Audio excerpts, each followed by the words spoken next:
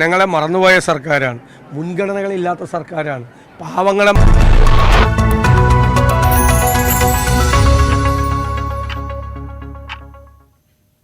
നമസ്കാരം. മോർണിംഗ് വൈബ്സിലേക്ക് എല്ലാ പ്രേക്ഷകർക്കും സ്വാഗതം. ഒരു നല്ല ദിവസം ആശംസിക്കുകയാണ്. എല്ലാവർക്കും നിരവധി വാർത്തകളുള്ള ഒരു ദിവസമാണ്, വാർത്താ തുടർച്ചകൾ ഏറെയുള്ള ദിവസമാണ്. നമുക്ക് ഇന്ന് ഏറ്റവും പ്രധാനമായുള്ളത് സിറോ മലബാർ സഭ കുർബാന ഏകീകരണം ചർച്ച ചെയ്യാൻ ഇന്ന് സിനഡ് ചേരുന്നുണ്ട്. എന്താകും കാര്യങ്ങൾ എന്നുള്ളത് നമുക്ക് അറിയണം, അതിന്റെ വിശദാംശങ്ങളിലേക്ക് പോകണം. ഒപ്പം നമ്മളെയൊക്കെ നടുക്കിയ ഒരു വാർത്തയാണ് തിരുവനന്തപുരത്തെ യൂട്യൂബറുടെ മരണം. ചെറിയ കുട്ടിയായിരുന്നു, ആത്മഹത്യ ചെയ്തു. അതിന് പിന്നാലെ ഇപ്പോൾ പോക്സോ കേസ് എടുത്ത് ആൺ സുഹൃത്തിനെ കസ്റ്റഡിയിലെടുത്തിരുന്നു കഴിഞ്ഞ ദിവസം. അതുമായി ബന്ധപ്പെട്ട പുതിയ വിവരങ്ങൾ എന്താണ് എന്ന് നമുക്ക് നോക്കണം. പ്രത്യേകിച്ച് നമ്മുടെ കുട്ടികൾ മൊബൈൽ ഫോൺ ഉപയോഗം അത് വളരെയധികം വർദ്ധിച്ചു വരുന്ന സാഹചര്യത്തിൽ ഇത്തരം കേസുകൾ വരുമ്പോൾ സ്വാഭാവികമായും രക്ഷകർത്താക്കൾക്ക്, വീട്ടിലുള്ളവർക്ക് വലിയ ആശങ്കയുണ്ടാക്കുന്നതാണ്. അതുകൊണ്ട് തന്നെ നമുക്ക് അതിന്റെ വിശദാംശങ്ങളിലേക്ക് പോകണം. ഒപ്പം ഇന്ന് ലോക്സഭാ സ്പീക്കർ തെരഞ്ഞെടുപ്പിൽ സമവായം ഉണ്ടാക്കാനുള്ള ശ്രമങ്ങൾ തുടരുകയാണ് BJP. അതിന്റെ ചർച്ചയിലേക്ക്, അതിന്റെ വിശദാംശങ്ങളിലേക്ക് നമുക്ക് പോകണം. മറ്റൊന്ന്, കൊച്ചിയിലെ DLF ഫ്ളാറ്റിൽ ഇന്നലെ ഉണ്ടായ അണുബാധ. 400ഓളം പേർക്കാണ് അവിടെ വെള്ളത്തിൽ നിന്ന് അണുബാധയേറ്റത് എന്നാണ് വിവരം. അവിടെ നമ്മളെയൊക്കെ ഏറ്റവും കൂടുതൽ ആശങ്കപ്പെടുത്തിയൊരു കാര്യം, അവർ പരസ്പരം അറിഞ്ഞിരുന്നില്ല എന്നുള്ളതാണ്. ഈ ഫ്ളാറ്റിലേക്ക് ഒതുങ്ങുന്നു ജീവിതങ്ങൾ എന്ന രീതിയിലുള്ള ചർച്ചകളൊക്കെ വലിയ രീതിയിൽ നടക്കുമ്പോൾ, അണുകുടുംബങ്ങളാകുന്നു എന്നുള്ള രീതിയിലുള്ള ചർച്ചകൾ നടക്കുമ്പോൾ, ഇന്നലത്തെ ആ വാർത്ത വന്നപ്പോൾ ഏറ്റവും അധികം ശ്രദ്ധിച്ചതും എല്ലാവരും അതുതന്നെയായിരിക്കും. പരസ്പരം അറിഞ്ഞിരുന്നില്ല, അവരവർക്ക് ബുദ്ധിമുട്ടുണ്ടാകുന്നു, ഓരോ ഫ്ളാറ്റിലെയും ആളുകൾ അവരവർ പോയി ചികിത്സ തേടുന്നു. പക്ഷേ അപ്പുറത്തെ ഫ്ളാറ്റിലുള്ളവർക്കും ഇതേ പ്രശ്നമുണ്ട് എന്നുള്ളത് അറിയാൻ അവർ വൈകി എന്നുള്ള കാര്യം കൂടി അവിടെ ഏറ്റവും പ്രധാനപ്പെട്ടതാണ്. അപ്പോൾ ആ കുടിവെള്ളം, അവരുടെ ടാങ്കിലെ വെള്ളം പൂർണ്ണമായും മാറ്റി ഇപ്പോൾ പുതിയ വെള്ളം റീചാർജ് ചെയ്ത് അതാണ് അവർ ഉപയോഗിക്കുന്നത്. അതുകൊണ്ട് തന്നെ ഇനി ആശങ്കപ്പെടേണ്ട കാര്യമില്ല. പക്ഷേ എവിടെ നിന്നാണ് ഇത് വന്നത് എന്നുള്ളത് അറിയേണ്ടതുണ്ട്. അതിന്റെ പരിശോധന ഫലം റിപ്പോർട്ട് ഉടൻ ലഭിക്കും എന്നുള്ളതാണ്. എന്തായാലും ഈക്കോളി ബാക്ടീരിയയുടെ സാന്നിധ്യമുണ്ട് എന്നൊക്കെയുള്ള പ്രാഥമിക പരിശോധന ഫലം വന്നു. അപ്പോൾ ആ കാര്യത്തിലുള്ള വിവരങ്ങളും കൂടി നമുക്ക് പോകണം.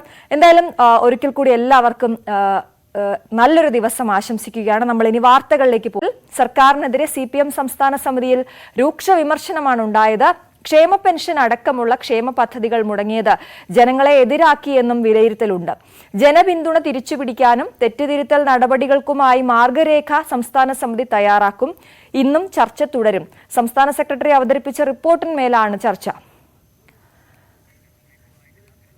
അതെ, എന്തായാലും ഈ വിഷയത്തിൽ എങ്ങനെ ഇത്ര വലിയൊരു തോൽവി വൃത്തിയായി തോറ്റു എന്നാണ് CPM സംസ്ഥാന സെക്രട്ടറി ഈ തോൽവി വിലയിരുത്തിയ ശേഷം അദ്ദേഹത്തിന്റെ ആദ്യ പ്രതികരണം അങ്ങനെയായിരുന്നു. എന്തായാലും വലിയ വിമർശനം സംസ്ഥാന സമിതിയിലും ഉണ്ടായി എന്ന് പറയുമ്പോൾ അതിന്റെ വിശദാംശങ്ങളിലേക്ക് നമുക്ക് പോകാം. VV വിനോദാണ് ചേരുന്നത്. Vinod, very good morning. സർക്കാരിനെതിരെ വലിയ രീതിയിലുള്ള വിമർശനം സംസ്ഥാന സമിതിയിൽ ഉണ്ടായി എന്നാണ് അറിയുന്നത്. ഈ ക്ഷേമ പെൻഷൻ അടക്കമുള്ള ക്ഷേമ പദ്ധതികൾ അത് തന്നെയാണ് വലിയ തിരിച്ചടിയായത് എന്നാണോ വിലയിരുത്തിയത്?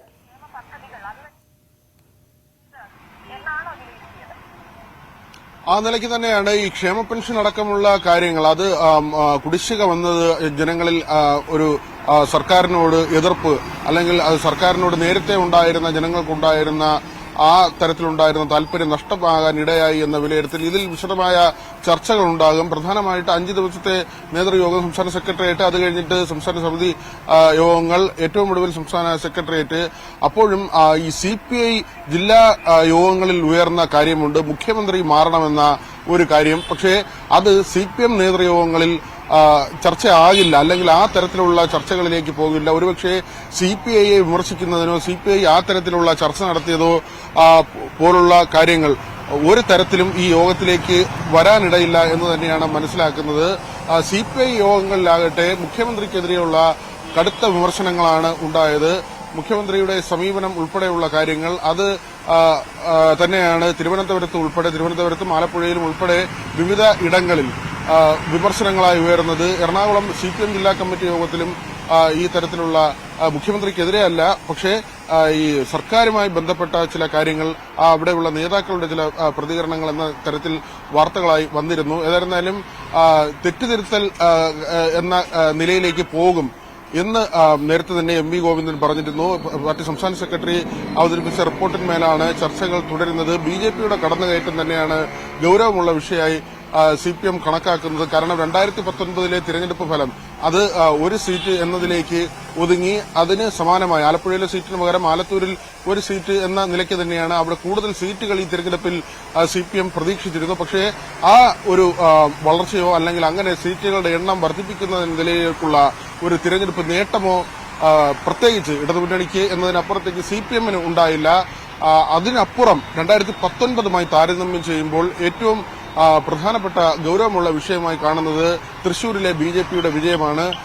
കോൺഗ്രസിന്റെ ആരോപണമുണ്ട്, കോൺഗ്രസിന് വോട്ട് കുറഞ്ഞു എന്ന് പറയുമ്പോഴും അവിടെ ഒത്തുതീർപ്പാണ് ഉണ്ടായത്. മുഖ്യമന്ത്രി പ്രത്യേകിച്ച് ഈ കേന്ദ്ര ഏജൻസികളുടെ അന്വേഷണമുണ്ട്, അതെല്ലാം ഒത്തുതീർപ്പാക്കുന്നതിന് വേണ്ടി തൃശൂരിൽ വിട്ടുവീഴ്ച ചെയ്തു. മുൻ ധാരണ അനുസരിച്ചാണ് അവിടെ പ്രവർത്തനമുണ്ടായത്. അതുകൊണ്ട് തന്നെ ആ നിലയ്ക്കുള്ള ആരോപണങ്ങൾ പുറത്ത് നിൽക്കുമ്പോഴാണ് CPM നേതൃയോഗങ്ങൾ നടക്കുന്നത്. ഒരുപക്ഷെ മുഖ്യമന്ത്രിയെ കേന്ദ്രീകരിച്ചുള്ള ചർച്ചകൾ അത് ഉണ്ടാകില്ല എന്നത് തന്നെയാണ് നമുക്ക് മനസ്സിലാക്കാൻ കഴിയുന്നത്. അശ്വതി, വിനോദ്, ഈ നവകേരള സദസ്സിന്റെ കാര്യം കൂടി അത് എടുത്തു പറയേണ്ടതല്ലേ? കാരണം ജനങ്ങളിലേക്ക് ഇറങ്ങിച്ചെന്ന് അവരുടെ പരാതികൾ സ്വീകരിക്കുക എന്ന ഉദ്ദേശത്തോടു കൂടി നടത്തിയ നവകേരള സദസ്സ് അതും ഗുണം ചെയ്തില്ല എന്ന വിലയിരുത്തലിലേക്കാണ് CPM എത്തുന്നത്.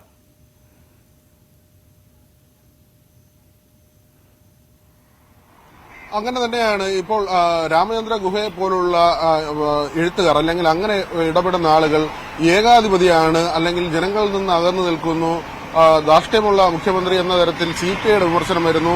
ആ തരത്തിലൊക്കെയുമാണ് വിമർശനങ്ങൾ വരുന്നത്. അവിടെയും ഇങ്ങനെ ഒരു യാത്ര നടത്തി മന്ത്രിമാർ ഒന്നടങ്കം ബസ്സിലിരുന്ന് യാത്ര നടത്തുകയും പരാതികൾ വാങ്ങുകയും ഒക്കെയും ചെയ്തു. ഈ പരാതികൾ നൽകിയത്, അതായത് നേരത്തെ പോലീസിലടക്കം കിട്ടിയ പരാതികൾ ഈ യാത്രയുടെ ഭാഗമായും കിട്ടി. ഈ പരാതികൾ തന്നെ വീണ്ടും നേരത്തെ അന്വേഷിച്ച, ഇത് പോലീസിന്റെ മാത്രം കാര്യമാണ്, നമ്മൾ ഒരു ഉദാഹരണമായി പറയുന്നത്, പോലീസിലേക്ക് വീണ്ടും അയക്കുന്നു. നേരത്തെ തയ്യാറാക്കിയ റിപ്പോർട്ട്, അതായത് ഈ യാത്രയുടെ ഭാഗമായി വന്ന പരാതികൾക്ക് മുൻപ് തന്നെ സമാനമായ പരാതികൾ വിവിധ വകുപ്പുകൾക്ക് കിട്ടിയിരുന്നു. അവർ അതിൽ അവരുടെ കണ്ടെത്തലുകളോ റിപ്പോർട്ടുകളോ തയ്യാറാക്കിയിരുന്നു. ഇതേ റിപ്പോർട്ടുകൾ തന്നെയാണ് വീണ്ടും പരാതികൾ ലഭിച്ചപ്പോൾ വീണ്ടും ആവർത്തിച്ച് നൽകിയത്. അതായത് ഈ യാത്ര കൊണ്ട് കാര്യമായ പ്രയോജനമുണ്ടായോ എന്നതിൽ ഉദ്യോഗസ്ഥർക്ക് തന്നെ സംശയമുണ്ട്. അങ്ങനെ ഉദ്യോഗസ്ഥർ തന്നെ അങ്ങനെ ഒരു നിലപാടെടുക്കുന്നു. മാത്രവുമല്ല, പല കാര്യങ്ങളിലായി നിലനിൽക്കുന്ന എതിർപ്പുകൾ ഇപ്പോൾ CPM-ന്റെ തന്നെ ഒരു സംഘടന, ഭരണാനുകൂല സംഘടന CITU സെക്രട്ടേറിയറ്റിന് മുന്നിൽ സമരം നടത്തേണ്ട സാഹചര്യം ഗതാഗത വകുപ്പിൽ നടത്തിയ പരിഷ്കാരങ്ങളാണ്. കഴിഞ്ഞ ദിവസം CPM അനുകൂല അധ്യാപക സംഘടനയിലെ അധ്യാപകന്റെ ശബ്ദ സന്ദേശം പുറത്തു വന്ന് തോറ്റം തുന്നം പാടിയിട്ടും ധാർഷ്ട്യം മാറുന്നില്ല, മുതിർന്ന നേതാക്കൾ യുവാക്കളെ അടുപ്പിക്കുന്നില്ല എന്നതടക്കമുള്ള ആരോപണങ്ങൾ, ഇതെല്ലാം തന്നെ പുറത്ത് പലവിധ പോഷക സംഘടനകളിലാകട്ടെ അല്ലെങ്കിൽ ഭരണാനുകൂല വികാരം പുലർത്തുന്ന സംഘടനകളാകട്ടെ അല്ലെങ്കിൽ ഭരണപക്ഷവുമായി ചേർന്ന് നിൽക്കുന്ന സംഘടനകൾ, ആ നിലയ്ക്കുള്ള സംഘടനകളിൽ നിന്നെല്ലാം വിമർശനങ്ങൾ വരുന്നു. പല തോതിൽ ജനങ്ങളിൽ നിന്നോ അല്ലെങ്കിൽ സാഹിത്യകാരന്മാരിൽ നിന്നോ എഴുത്തുകാരിൽ നിന്നോ ഒക്കെയും ആ തരത്തിൽ MD-യുടെ ഒരു പരാമർശം ഉണ്ടായപ്പോൾ പോലും ആ തരത്തിലല്ല MD ഉദ്ദേശിച്ചതെന്ന് പറഞ്ഞ് വ്യാഖ്യാനിച്ച് മാറുകയാണ് പലപ്പോഴും ചെയ്തത്. പക്ഷേ ഈ തെറ്റുതിരുത്തലിനെ കുറിച്ച് പറയുമ്പോൾ അവിടെയും കൃത്യമായ ഒരു തെറ്റുതിരുത്തൽ അല്ലെങ്കിൽ പാർട്ടിയുടെ നയവ്യതിയാനങ്ങളിൽ ഉണ്ടായ മാറ്റം അത് തിരുത്തുന്നതിനോ അത് കാര്യമായി ചർച്ച ചെയ്യുന്നതിനോ ഉള്ള ഒരു ഇടമാക്കി ഈ നേതൃയോഗങ്ങളെ മാറ്റുമോ എന്നതിൽ സംശയമുണ്ട്. പ്രധാനപ്പെട്ട കാര്യം, ഈ മുഖ്യമന്ത്രിക്കെതിരെ ആരോപണമുണ്ടായാൽ അത് ഈ സമീപകാലത്ത് കുറെ നാളുകളായി പിണറായി വിജയനെതിരെ എന്തെങ്കിലും ആരോപണങ്ങളോ ആക്ഷേപങ്ങളോ വന്നു കഴിഞ്ഞാൽ അത് പുറത്ത് ചർച്ച ചെയ്യും എന്നതിനപ്പുറത്തേക്ക് പാർട്ടി നേതൃയോഗങ്ങളിൽ ഒരാൾ പോലും ഒരക്ഷരം മിണ്ടാറില്ല. അതിന് ഈ തവണത്തെ നേതൃയോഗത്തിലും കാര്യമായ മാറ്റമുണ്ടാകുമെന്ന് കരുതുക വയ്യ. അശ്വതി, കൊച്ചിയിലേക്കൊന്ന് പോവുകയാണ്. സിറോ മലബാർ സഭ കുർബാന ഏകീകരണം ചർച്ച ചെയ്യാൻ സിനഡ് ഇന്ന് വീണ്ടും ചേരും. ഓൺലൈനായാണ് യോഗം ചേരുക. കുർബാന ഏകീകരണത്തിന്റെ സഭാ സർക്കുലറിനെതിരെ ഉയർന്ന കടുത്ത പ്രതിഷേധവും സിനഡിൽ ചർച്ചയാകും. കുർബാന ഏകീകരണ വിഷയം മാത്രം ചർച്ച ചെയ്യുന്നതിന് വേണ്ടിയാണ് പ്രത്യേക സിനഡ് ഓൺലൈനായി സമ്മേളിച്ചത്. എന്നാൽ ചർച്ച മുഴുവനാക്കാൻ കഴിയാത്ത സാഹചര്യത്തിൽ ബുധനാഴ്ചത്തേക്ക് നീട്ടിവെക്കുകയായിരുന്നു. കുർബാന ഏകീകരണം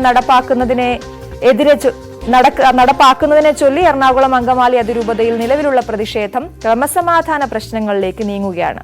ഈ സാഹചര്യവും ഇന്ന് സിനഡ് വിലയിരുത്തും. നവമി ദിനേശാണ് ചേരുന്നത് കൊച്ചിയിൽ നിന്ന്. Navami, good morning. ഇന്ന് സിനഡ് ചേരുമ്പോൾ എന്താണ് പ്രതീക്ഷ? അടിപിടി, അക്രമം അത് എല്ലാ തവണയും ഉണ്ടാകാറുണ്ട്. കത്തിക്കുക, പ്രതിഷേധിക്കുക, പ്രതിഷേധത്തിന്റെ രീതി മാറ്റുക എന്നേ ഉള്ളൂ. പ്രതിഷേധം നിലവിലും തുടരുകയാണല്ലോ. അപ്പൊ എന്താണ് ഇന്ന് നമ്മൾ പ്രതീക്ഷിക്കേണ്ടത്?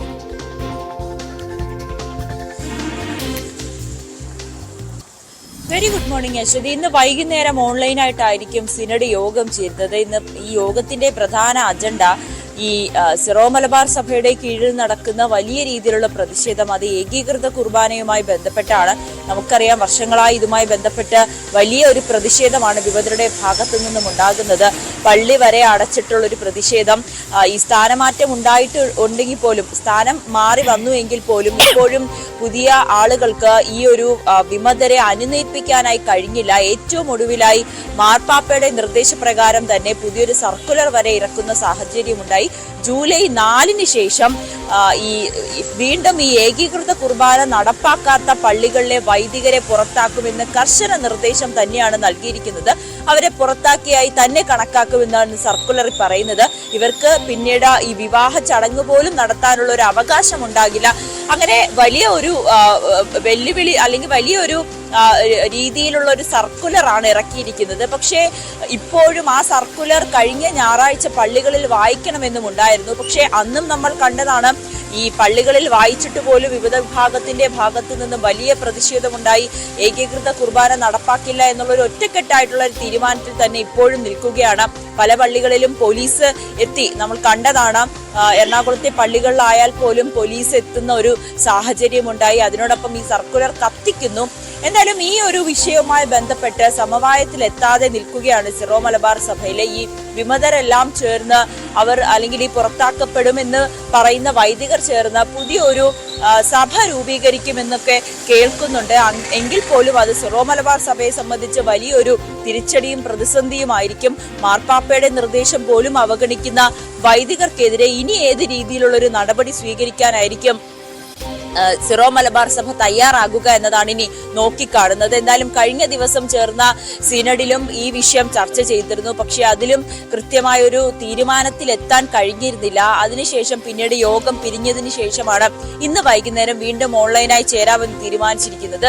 എന്തായാലും വരും ദിവസങ്ങളിലും ഇതിലും ഒരു അന്തിമമായിട്ടുള്ള തീരുമാനം ഉണ്ടാകുമെന്നാണ് അറിയാൻ സാധിക്കുന്നത്. പക്ഷേ വിമത വിഭാഗം യാതൊരു വിധത്തിലുള്ള അനുനയത്തിനും തയ്യാറായിട്ടില്ല. അവർ ഈ ഏകീകൃത കുർബാനയോട് സഹകരിക്കില്ല, ഏകീകൃത കുർബാന അർപ്പിക്കില്ല എന്ന ഒറ്റ നിലപാടിൽ തന്നെയാണ് മുന്നോട്ട് പോയിരിക്കുന്നത്.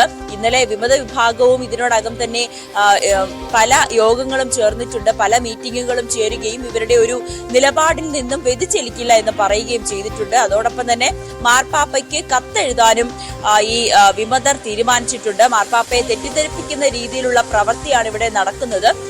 ഈ ഒരു ചർച്ച നടത്താമെന്ന്, വിമതറിയെ ഒപ്പം നിർത്തിയുള്ള ഒരു ചർച്ച നടത്താമെന്നൊക്കെ സഭ പ്രഖ്യാപിച്ചിരുന്നു. പക്ഷെ ആ ചർച്ചയൊന്നും നടപ്പാക്കാതെയാണ് മാർപ്പാപ്പയെ തെറ്റിദ്ധരിപ്പിച്ചുകൊണ്ട് ഇങ്ങനെ ഒരു സർക്കുലർ ഇറക്കിയതെന്ന് വരെ വിമത വിഭാഗം ആരോപിക്കുന്നുണ്ട്. എന്തായാലും ഈ സിനഡ് ചേരുന്നുണ്ട്. സിനഡിൽ ഈ വിഷയം മാത്രമായിരിക്കും പ്രധാനമായും ചർച്ച ചെയ്യുക. ഇതിലൊരു അന്തിമ തീരുമാനം ഉണ്ടാകുമെന്ന് തന്നെയാണ് പ്രതീക്ഷിക്കുന്നത്. നാം ഈ ജൂലൈ 4 എന്ന് പറയുന്ന ദിവസത്തിലേക്ക് ഇനി ഒരുപാട് ദിവസം ഇല്ലല്ലോ. അപ്പൊ അതൊരു ഇങ്ങനൊരു സമയം കൊടുത്തിരിക്കുന്ന സാഹചര്യത്തിൽ നടപടികൾ വേഗത്തിലാക്കാൻ തന്നെയല്ലേ കഴിയുക, അല്ലെങ്കിൽ ആ രീതിയിലായിരിക്കില്ല ചർച്ചകൾ മുന്നോട്ട് പോവുക?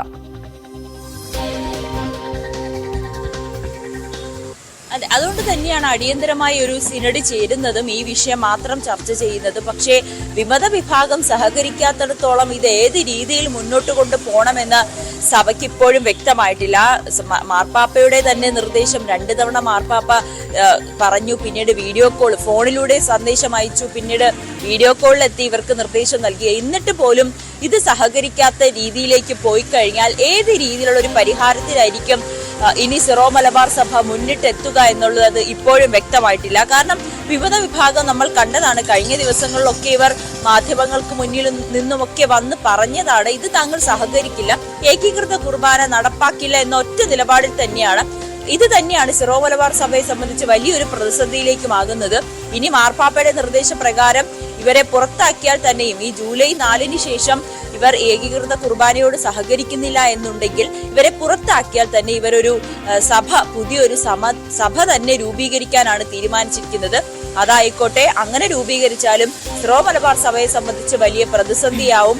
വലിയ രീതിയിലുള്ള ഒരു അടുത്ത ഘട്ടത്തിലേക്ക്, അല്ലെങ്കിൽ പ്രശ്നം വളരെ കൂടുതൽ രൂക്ഷമായിട്ടുള്ള രീതിയിലേക്ക് തന്നെയായിരിക്കും മുന്നോട്ട് പോവുക. കോടതിയും പോലീസും ഒക്കെ ഇടപെട്ട സാഹചര്യത്തിൽ ഇത് ഇനി ഏത് നിലപാടായിരിക്കും സിറോ മലബാർ സഭ എടുക്കുക എന്നുള്ളതാണ് ഉറ്റുനോക്കുന്നത്. ഇന്ന് ചേരുന്ന സിനഡ് യോഗത്തിലും ഇതിൽ അന്തിമമായിട്ടുള്ള ഒരു തീരുമാനം ഉണ്ടാകുമെന്ന് തന്നെയാണ് പ്രതീക്ഷിക്കുന്നത്. ശരി നവമി, എന്തായാലും കുർബാനീകരണം മാത്രമാണ് ഇന്നത്തെ സിനഡിന്റെ അജണ്ട എന്നുള്ളത്. അതുകൊണ്ട് തന്നെ എന്തെങ്കിലുമൊക്കെ തീരുമാനം ഉണ്ടാകുമെന്ന് നമുക്ക് പ്രതീക്ഷിക്കാം. നവമി, ഞാൻ നവമിയിലേക്ക് വരാം. അവിടെ നിന്ന് ഇനിയും വാർത്തകൾ കിട്ടാനുണ്ട്.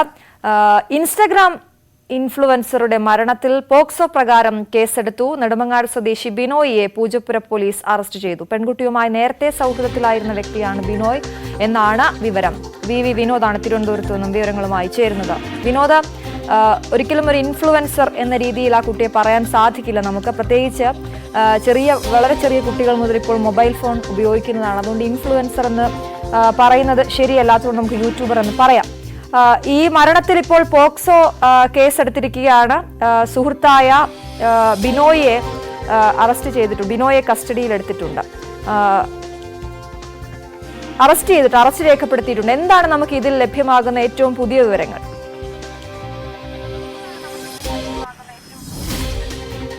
കഴിഞ്ഞ ദിവസം വൈകുന്നേരത്തോടു കൂടിയാണ് ബിനോയിയെ പൂജപ്പുര പോലീസ് അറസ്റ്റ് ചെയ്തത്. പെൺകുട്ടിയുടെ മരണത്തിൽ യുവാവിന് പങ്കുണ്ട് എന്ന് കണ്ടെത്തിയതിനെ തുടർന്നാണ് അറസ്റ്റ്. അതായത് ഈ ആത്മഹത്യാ പ്രേരണ കുറ്റം അതുപോലുള്ള വകുപ്പുകളാണ് ഇതിന് കാരണമായി പോലീസ് ചുമത്തിയിട്ടുള്ളത്. ഏതായിരുന്നാലും കഴിഞ്ഞ ദിവസങ്ങളിലെല്ലാം ബിനോയ് പോലീസിനോട് പറഞ്ഞത് തനിക്ക് ഇതിൽ പങ്കില്ല. നേരത്തെ തന്നെ ഈ പെൺകുട്ടിയുമായി അടുപ്പത്തിലായിരുന്നു. പിന്നീട് തങ്ങൾ തമ്മിലുള്ള ബന്ധം അവസാനിപ്പിച്ചു.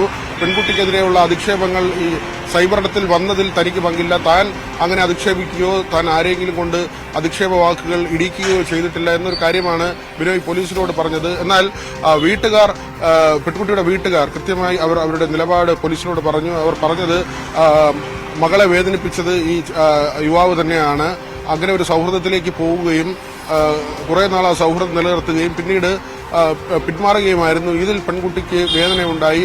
അധിക്ഷേപം ഈ സോഷ്യൽ മീഡിയയിൽ വന്ന അധിക്ഷേപമല്ല ആത്മഹത്യക്ക് പ്രേരിപ്പിച്ചത് എന്ന കാര്യമാണ് രക്ഷിതാക്കൾ പറഞ്ഞത്. കഴിഞ്ഞ ആഴ്ചയാണ് വീട്ടിൽ തൂങ്ങി മരിക്കാൻ ശ്രമിച്ചത്. തുടർന്ന് ഒരാഴ്ചയോളം ആശുപത്രിയിൽ ചികിത്സയിലായിരുന്നു. പെൺകുട്ടി മിനിഞ്ഞാന്നാണ് മരണപ്പെട്ടത്. അതായത് ഈ ശ്വാസമെടുക്കുന്നതിന് കടുത്ത ബുദ്ധിമുട്ട് അനുഭവപ്പെടുകയും പിന്നീട് മരണപ്പെടുകയുമായിരുന്നു.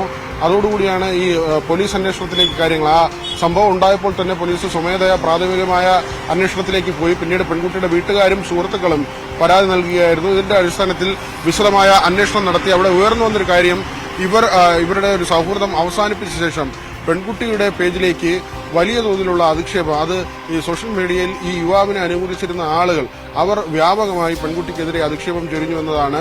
പെൺകുട്ടിയെ അനുകൂലിക്കുന്ന ആളുകൾ യുവാവിന്റെ പേജിന് താഴെ ഇങ്ങനെ അധിക്ഷേപ വാക്കുകൾ എഴുതിയിട്ടു എന്ന തരത്തിലുള്ള വിവരങ്ങളും പുറത്തു വന്നു. ഏതായിരുന്നാലും ഇങ്ങനെ ഈ അധിക്ഷേപം വാക്കുകളോ അല്ലെങ്കിൽ ഈ ആളുകളുടെ കളിയാക്കലോ കൊണ്ടല്ല തങ്ങളുടെ മകൾ ആത്മഹത്യ ചെയ്തത്. യുവാവ് ബന്ധത്തിൽ നിന്ന് പിന്മാറുകയും മകളെ മാനസികമായി പീഡിപ്പിക്കുകയും ചെയ്തു എന്ന പരാതി തന്നെയാണ്. ഇതിന്റെ അടിസ്ഥാനത്തിലാണ് പൂജപ്പുര പോലീസ് കേസിന്റെ നടപടികളുമായി മുന്നോട്ട് പോയതും കഴിഞ്ഞ ദിവസം അറസ്റ്റ് രേഖപ്പെടുത്തിയതും. അശ്വതി, ശരി. വി വിനോദാണ് വിവരങ്ങൾ നൽകിയത് തിരുവനന്തപുരത്ത്. കാക്കനാട് DLF ഫ്ളാറ്റിലെ താമസക്കാർക്ക് ഛർദിയും വയറിളക്കവും പിടിപെട്ട സംഭവത്തിൽ ആരോഗ്യവകുപ്പിന്റെ പരിശോധനാ റിപ്പോർട്ട് വൈകും. ഈക്കോളി ബാക്ടീരിയ ആണ് ഇതിന് കാരണമെന്ന് പറയുന്നുണ്ടെങ്കിലും സ്ഥിരീകരിച്ചിട്ടില്ല. ഏത് ജലസ്രോതസ്സിൽ നിന്നാണ് രോഗം പടർന്നത് എന്നും കണ്ടെത്തേണ്ടതുണ്ട്. നവമി തുടരുന്നുണ്ട് കൊച്ചിയിൽ നിന്നും. നവമി, ഇന്നലെ ആദ്യം അവിടെ എത്തിയത് നമ്മളാണ്. ഈ വിഷയം വലിയ ഗൗരവമുള്ളതാണ്. ഇത്രയും ആളുകൾക്ക് ഒരുമിച്ച് അണുബാധ ഉണ്ടാവുക എന്ന് പറഞ്ഞാൽ അത് വളരെ ഗൗരവമുള്ള വിഷയമാണ്. എവിടെ നിന്നാണ് എന്നുള്ളതിന്റെ പരിശോധനയാണ് ഇപ്പോൾ നടക്കുന്നത്. എന്താണ് ഏറ്റവും ഒടുവിൽ നമുക്ക് ലഭ്യമാകുന്ന വിവരങ്ങൾ?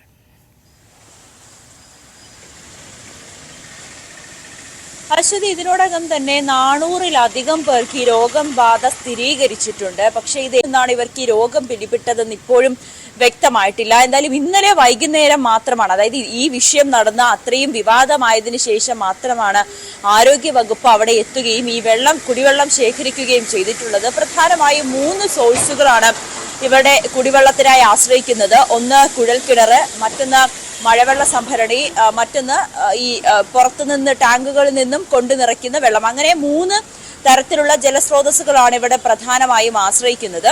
പക്ഷെ ഇതിലെ ഏത് വെള്ളം കുടിച്ചിട്ടാണ് ഇവർക്ക് ഇത്ര വലിയൊരു ആപത്ത് സംഭവിച്ചതെന്ന് ഇപ്പോഴും മനസ്സിലായിട്ടില്ല. അതുകൊണ്ട് ഈ 3 ഇടങ്ങളിലെയും വെള്ളം സെപ്പറേറ്റ് ആയി എടുത്ത് പരിശോധിക്കാനാണ് ആരോഗ്യവകുപ്പ് തീരുമാനിച്ചിരിക്കുന്നത്. ഇന്നലെ തന്നെ അസോസിയേഷന്റെ വാദം പൂർണ്ണമായും താമസക്കാർ തള്ളുന്ന ഒരു സ്ഥിതി ഉണ്ടായിരുന്നു. അസോസിയേഷൻ പറയുന്നത് കഴിഞ്ഞ 2 ആഴ്ചയ്ക്കുള്ളിൽ മാത്രമാണ് ഇത്ര വലിയൊരു സംഭവം ഉണ്ടായത്. അതിനു മുൻപൊന്നും ഇത്തരത്തെ ഒന്നും റിപ്പോർട്ട് ചെയ്തിട്ടില്ല എന്ന്. പക്ഷേ അതോടൊപ്പം അവർ പറയുന്നുണ്ട് ഈ സ്വിഗ്ഗി, സൊമാറ്റോ പോലുള്ള ഈ ഓർഡർ ചെയ്ത് അവിടെ നിന്നും ഫുഡ് വരുന്നുണ്ട്, പുറത്തുപോയി ആഹാരം കഴിക്കുന്നവരുണ്ട്. അപ്പൊ അങ്ങനെ ഏതെങ്കിലും വിധത്തിലൊക്കെ ഇത് അസുഖം പിടിപെട്ടതാകുമെന്ന്. പക്ഷെ താമസക്കാർ പറയുന്നത് മെയ് മാസം തുടക്കത്തിൽ തന്നെ അവിടെയുള്ളവർക്ക് ചില രോഗലക്ഷണങ്ങൾ കാണിച്ചിരുന്നു. അവർ സ്വന്തമായി ലാബുകളിൽ പോയി ഈ വെള്ളം എടുത്ത് പരിശോധിച്ചപ്പോൾ ഈക്കോളൈന്റെ സാന്നിധ്യം കണ്ടെത്തിയെന്ന് അവർ ഉറച്ചു പറയുന്നുണ്ട്. ഈ മെയ് മാസം മുതൽ തന്നെ ഇവിടെയുള്ളവർക്ക് പലർക്കും രോഗമുണ്ട്. ഇത് കൃത്യമായി അസോസിയേഷനെ അറിയിച്ചതുമാണ്. പക്ഷെ അസോസിയേഷൻ ആയിക്കോട്ടെ വേണ്ട രീതിയിലുള്ള മുന്നറിയിപ്പ് നൽകാൻ തയ്യാറായില്ല. അതുകൊണ്ട് മാത്രമാണ് ഈ ഫ്ളാറ്റിലുള്ളവർക്ക് ഇത്രയേറെ രോഗബാധ പെട്ടെന്ന് തന്നെ പിടിപെട്ടതെന്നുള്ളൊരു വാദം എന്ന അസോസിയേഷന്റെ വാദത്തെ പൂർണ്ണമായും താമസക്കാർ തള്ളുന്നുമുണ്ട്. അതോടൊപ്പം തന്നെ ഇന്നലെ വന്ന ഉമാ തോമസ് MLA പറയുന്ന ഒരു സാഹചര്യമുണ്ടായി.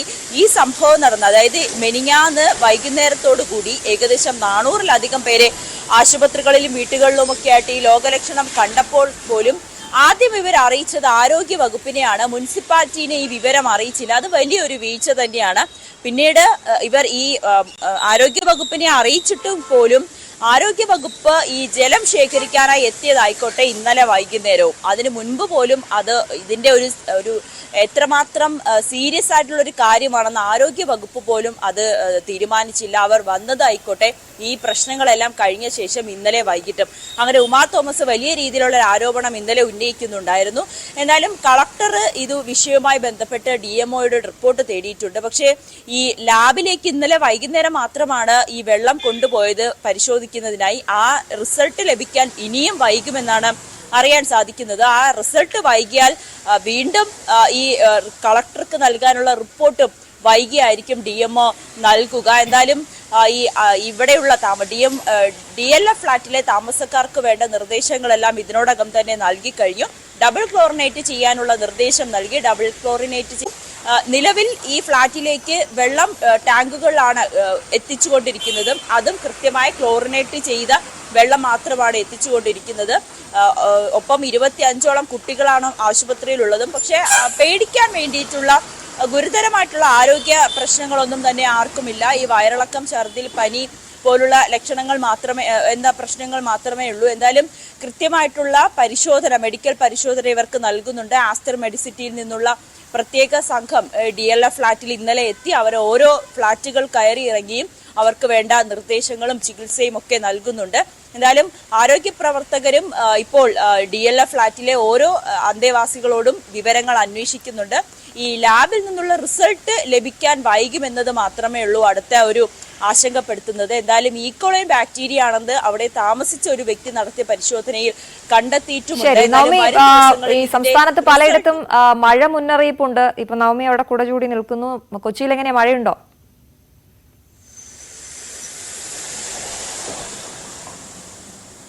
കൊച്ചിയിൽ ഇന്നലെ രാത്രിയൊക്കെ നല്ല മഴയായിരുന്നു. അല്പസമയത്തിന് മുൻപ് തന്നെ നല്ല മഴ പെയ്യുന്നുണ്ടെങ്കിൽ പോലും ആശങ്കപ്പെടേണ്ട സാഹചര്യം ഒന്നുമില്ല. ഇതുവരെയ്ക്കും വലിയ മുന്നറിയിപ്പ് എറണാകുളം ജില്ലയെ സംബന്ധിച്ച് വലിയ രീതിയിലുള്ള മഴ മുന്നറിയിപ്പൊന്നും നൽകിയിട്ടില്ല. ഈ കൊച്ചിയെ സംബന്ധിച്ച് വെള്ളപ്പൊക്കമാണ് ഏറ്റവും വലിയ പ്രശ്നം. മഴ തുടർച്ചയായി നിന്ന് പെയ്താൽ. പക്ഷേ ഈ മഴ ഒന്ന് മാറി നിൽക്കുന്ന കഴിഞ്ഞ ദിവസങ്ങളിലൊക്കെ മഴ മാറി നിൽക്കുന്ന സാഹചര്യത്തിൽ ഈ കാനകളും ഓടകളും ഒക്കെ കൊച്ചി കോർപ്പറേഷന്റെ നേതൃത്വത്തിൽ വലിയ രീതിയിലുള്ള ഒരു വൃത്തിയാക്കലൊക്കെ നടന്നിരുന്നു. അതുകൊണ്ട് മഴ പെയ്താലും ഇനിയും വെള്ളക്കെട്ടുണ്ടാകില്ല എന്നുള്ളൊരു പ്രതീക്ഷയിൽ തന്നെയാണ്. എങ്കിൽ പോലും ആളുകൾക്കൊക്കെ ഒരു മുന്നറിയിപ്പ് നൽകിയിട്ടുണ്ട്. പ്രത്യേകിച്ച് തീരദേശത്ത് താമസിക്കുന്നവർക്ക് ഒക്കെ മുന്നറിയിപ്പുണ്ട്. ഏതെങ്കിലും വിധത്തിൽ അപകടകരമായിട്ടുള്ള രീതിയിൽ തിരമാലകൾ കണ്ടാൽ എത്രയും വേഗം ഈ തീരപ്രദേശത്ത് നിന്ന് മാറി നിൽക്കണം. അതോടൊപ്പം വിനോദസഞ്ചാരികളായിക്കോട്ടെ അവർക്കും ഈ കടലിലേക്ക് ഇറങ്ങരുതെന്നൊക്കെ മുന്നറിയിപ്പുണ്ട്. കഴിഞ്ഞ ദിവസം ചെറായി ബീച്ചിൽ കുളിക്കാനിറങ്ങിയ 2 യുവാക്കളെ കാണാതെ പോയൊരു സാഹചര്യമൊക്കെ ഉണ്ടായിട്ടുണ്ട്. എന്തായാലും മഴ മുന്നറിയിപ്പ് ഉണ്ടെങ്കിൽ പോലും ആശങ്കപ്പെടേണ്ട സാഹചര്യം. ശരി നവമി, ചാറ്റൽ മഴയുണ്ട് കൊച്ചിയിൽ. നവമി ദിനേശാണ് അവിടെ നിന്നും വിവരങ്ങൾ നൽകിയത്. ലോക്സഭാ സ്പീക്കർ തെരഞ്ഞെടുപ്പിൽ സമവായമുണ്ടാക്കാനുള്ള ശ്രമങ്ങൾ തുടർന്ന് ബി.ജെ.പി. കേന്ദ്രമന്ത്രി രാജ്നാഥ് സിംഗിന്റെ നേതൃത്വത്തിൽ പ്രതിപക്ഷ നേതാക്കളുമായും ചർച്ച നടത്തും. തെരഞ്ഞെടുപ്പ് ഒഴിവാക്കാനാണ് നീക്കം. നിലവിലെ സ്പീക്കർ ഓം ബിർള തുടരാനാണ് സാധ്യത. വിവരങ്ങളുമായി രഞ്ജിത്ത് രാമചന്ദ്രൻ ചേരുന്നു ന്യൂസ് ഡെസ്കിൽ നിന്നും. രഞ്ജിത്ത്, ഏത് രീതിയിലാണ് ഈ സമവായത്തിലേക്ക് എത്താമെന്നാണ് ബി.ജെ.പി. കരുതുന്നത്? വിവരങ്ങൾ. അശ്വതി, ഏതായാലും ലോക്സഭാ സ്പീക്കർ സ്ഥാനത്ത് നമുക്കറിയാം സ്വാതന്ത്ര്യാനന്തരം തെരഞ്ഞെടുപ്പ് ഉണ്ടാകാതെ സമവായത്തിലൂടെയാണ് ഭരണപക്ഷവും പ്രതിപക്ഷവും തമ്മിൽ സമവായത്തിലൂടെയാണ് എന്നും സ്പീക്കർ തെരഞ്ഞെടുപ്പ് നടന്നിരുന്നത്. അവിടെ ഒരു മത്സരമുണ്ടായത് സ്വാതന്ത്ര്യത്തിന് മുൻപ് 1946 മാത്രമാണ് മത്സരത്തിലൂടെ സ്പീക്കറെ തെരഞ്ഞെടുത്തത് എന്ന ചരിത്രം നമ്മൾ ഓർക്കണം. ആ സ്ഥിതിയിലാണ് ഇത്തവണ ഒരു മത്സരത്തിലെ കാര്യങ്ങൾ പോകുന്നത്. അത് ഭരണപക്ഷവും പ്രതിപക്ഷവും ഇതുമായി ബന്ധപ്പെട്ട സമവായ ശ്രമങ്ങൾ തുടരുന്നുണ്ട് എങ്കിൽ പോലും ചിലപ്പോൾ മത്സരത്തിലേക്ക് നീങ്ങാനുള്ള എല്ലാ സാധ്യതകളും ഉണ്ട് എന്നുള്ളതാണ്. ബി.ജെ.പിയുടെ മനസ്സിൽ ഇപ്പോഴത്തെ സ്പീക്കർ ഓം ബിർള തുടരട്ടെ എന്നുള്ള രീതിയിൽ തന്നെയാണ് ഇന്നലെ രാജ്നാഥ് സിംഗിന്റെ വസതിയിൽ പ്രധാനപ്പെട്ട മന്ത്രിമാർ, അതായത് ജയശങ്കർ, മനോഹർലാൽ ഖട്ടർ, ഭൂപേന്ദ്ര യാദവ്, പീയൂഷ് ഗോയൽ, ധർമ്മേന്ദ്ര പ്രധാൻ, കിരൺ റിജിജു, അന്നപൂർണ ദേവി, ചിരാഗ് പാസ്വാൻ, രഞ്ജൻ സിംഗ് ലല്ലൻ തുടങ്ങിയ NDA ഘടകകക്ഷി മന്ത്രിമാർ ചേർന്ന വളരെ പ്രധാനപ്പെട്ട ഒരു യോഗം ചേർന്നിരുന്നു. അവിടെ പ്രധാനമായും ചർച്ച ചെയ്ത സ്പീക്കർ തെരഞ്ഞെടുപ്പും മറ്റൊന്ന് 24-ന് ആരംഭിക്കുന്ന ലോക്സഭാ സമ്മേളനത്തിൽ NDAയുടെ ഘടകകക്ഷികൾ തമ്മിൽ ഫ്ലോറിൽ ഒരു അനുരഞ്ജനത്തോടെ നീങ്ങാനുള്ള സാധ്യതകളും തേടുകയായിരുന്നു യോഗം. അവിടെയാണ് ഇത്തരത്തിൽ സ്പീക്കറായി ഓം ബിർള തുടരട്ടെ, ഇല്ല എന്നുണ്ടെങ്കിൽ TDPയുടെ ചിന്തകൾ വേറെയാണെങ്കിൽ D. പുരന്ദരേശ്വരി, ആന്ധ്രയിൽ നിന്നുള്ള പ്രധാനപ്പെട്ട നേതാവ്, അവർ സ്പീക്കർ സ്ഥാനത്തേക്ക് വരട്ടെ എന്ന തീരുമാനത്തിലേക്ക് എത്തിയത്. ഒരുപക്ഷെ അത് ഇവർ രണ്ടിൽ ഒരാളെ സ്പീക്കറാക്കാനുള്ള സാധ്യതകളാണ് ഏറ്റവും കൂടുതൽ. പക്ഷെ അപ്പോഴും BJPക്ക് ഇപ്പോഴും ആഗ്രഹം ഇപ്പോഴും സ്പീക്കർ ഓം ബിർള തുടരട്ടെ എന്ന് തന്നെയാണ്. കാരണം പ്രതിപക്ഷത്തെ അടക്കം മെരുക്കി സഭാ സമ്മേളനം സുഗമമായി നടത്താനുള്ള എല്ലാ കഴിവുകളും കഴിഞ്ഞ ലോക്സഭാ സമ്മേളനങ്ങളിൽ അദ്ദേഹം പ്രകടിപ്പിച്ചതാണ്. അതുകൊണ്ട് അദ്ദേഹം തുടരട്ടെ എന്ന രീതിയിൽ തന്നെയാണ് BJP ഉള്ളത്. പക്ഷേ TDPക്ക് അടക്കം ഡെപ്യൂട്ടി സ്പീക്കർ സ്ഥാനം നൽകി ഈ അന്വയ ശ്രമങ്ങളാണ് ഇപ്പോൾ പുരോഗമിക്കുന്നത്. പക്ഷെ അപ്പോഴും ഡെപ്യൂട്ടി സ്പീക്കർ സ്ഥാനം ആവശ്യപ്പെട്ടുകൊണ്ടാണ് പ്രതിപക്ഷം മുന്നോട്ട് പോകുന്നത്. ഒരുപക്ഷെ ഡെപ്യൂട്ടി സ്പീക്കർ സ്ഥാനം നൽകിയില്ല എങ്കിൽ ഒരു മത്സരത്തിലേക്ക് കാര്യങ്ങൾ പോകും എന്ന നിലയിലാണ് കാര്യങ്ങൾ മുന്നോട്ട് പോകുന്നത്. ഡെപ്യൂട്ടി സ്പീക്കർ സ്ഥാനം പ്രതിപക്ഷം നൽകിയാൽ മാത്രമാകും മത്സരമില്ലാതെ സ്പീക്കർ തെരഞ്ഞെടുപ്പ് നടക്കുക എന്നാണ് ഇപ്പോഴത്തെ സ്ഥിതി. 233 അംഗങ്ങളാണ് ഇന്ത്യ സഖ്യത്തിനുള്ളത്. 293 അംഗങ്ങളാണ് NDAയ്ക്ക്. മത്സരമുണ്ടായാൽ പോലും BJP അല്ലെങ്കിൽ NDA നിർത്തുന്ന സ്ഥാനാർത്ഥി വിജയിക്കുമെന്ന് ഉറപ്പാണ്. പക്ഷെ അപ്പോൾ ചരിത്രത്തിന് അതീതമായി ഇത്തരത്തിൽ ഒരു സ്പീക്കർ തെരഞ്ഞെടുപ്പിലേക്ക് മത്സരം എന്ന ഘട്ടത്തിലേക്ക് കാര്യങ്ങൾ എത്തും എന്നത് പ്രത്യേകതയാണ്. പക്ഷെ അപ്പോഴും ഇതുമായി ബന്ധപ്പെട്ട ഒരു അന്തിമ തീരുമാനത്തിലേക്ക് കാര്യങ്ങൾ എത്തുന്നില്ല എന്ന് തന്നെയാണ്. ഈ TDPക്ക് സ്പീക്കർ സ്ഥാനം കിട്ടിയാൽ കൊള്ളാം എന്ന ആഗ്രഹം NDAയിലുണ്ട്. അതെങ്ങനെ പരിഹരിക്കുമെന്ന കാര്യത്തിലാണ് തൽക്കാലം ചർച്ചകൾ മുന്നോട്ട് പോകുന്നത്. ഇതുമായി ബന്ധപ്പെട്ട ചർച്ചകൾ പുരോഗമിക്കുകയാണ്. നമുക്കറിയാം 24-നാണ് സഭാ സമ്മേളനം ആരംഭിക്കുന്നത്. അതിന് 2 ദിവസം ശേഷം 26-നാണ് സ്പീക്കർ തെരഞ്ഞെടുപ്പ് ഉണ്ടാവുക. പ്രോട്ടേം സ്പീക്കറായി 24 മുതൽ 26 വരെ സഭ നിയന്ത്രിക്കുന്നത് കൊടിക്കുന്നിൽ സുരേഷ് MP ആയിരിക്കും. ഏറ്റവും സീനിയർ ആയിട്ടുള്ള MP ആണ് കൊടിക്കുന്നിൽ എന്നുകൂടി ഇതിനോട് ചേർത്ത് വെക്കണം. അങ്ങനെ ഒരു മത്സരത്തിലേക്ക് ഒരുപക്ഷെ കാര്യങ്ങൾ എത്തിയാൽ അത് ചരിത്രത്തിൽ ആദ്യമാകും എന്ന് വേണം ചേർത്ത് വായിക്കാൻ. അശ്വതി. ശരി, രഞ്ജിത്ത് രാമചന്ദ്രനാണ് വിശദമായ വിവരങ്ങൾ നൽകിയത്. എന്തായാലും സമവായ സാധ്യത തേടുകയാണ് BJP. മറ്റ് നിരവധി വാർത്തകളുണ്ട്, അതിലേക്ക് വരാം ഒരു ചെറിയ ഇടവേളയ്ക്ക് ശേഷം.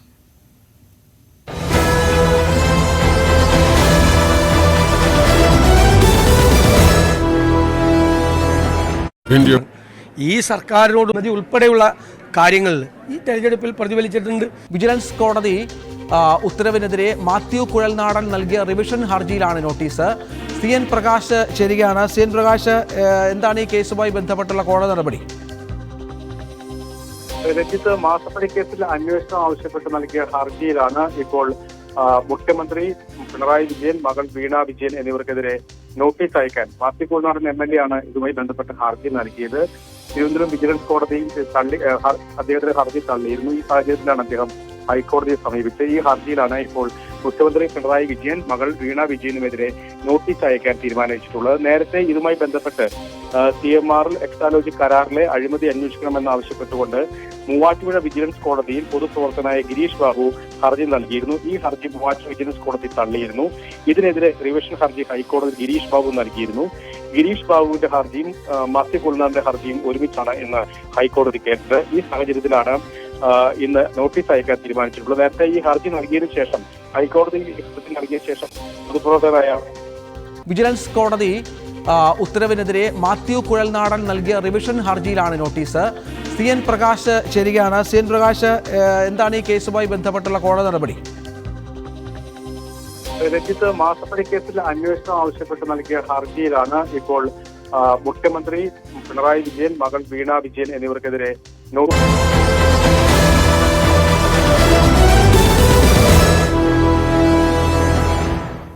മോർണിംഗ് വൈബ്സ് തുടരുകയാണ്. തിരുവനന്തപുരത്ത് യുവാവ് ചികിത്സ കിട്ടാതെ മരിച്ചെന്ന പരാതി. തിരുവനന്തപുരം അരുവിക്കര സ്വദേശി അഖിൽ മോഹനാണ് മരിച്ചത്.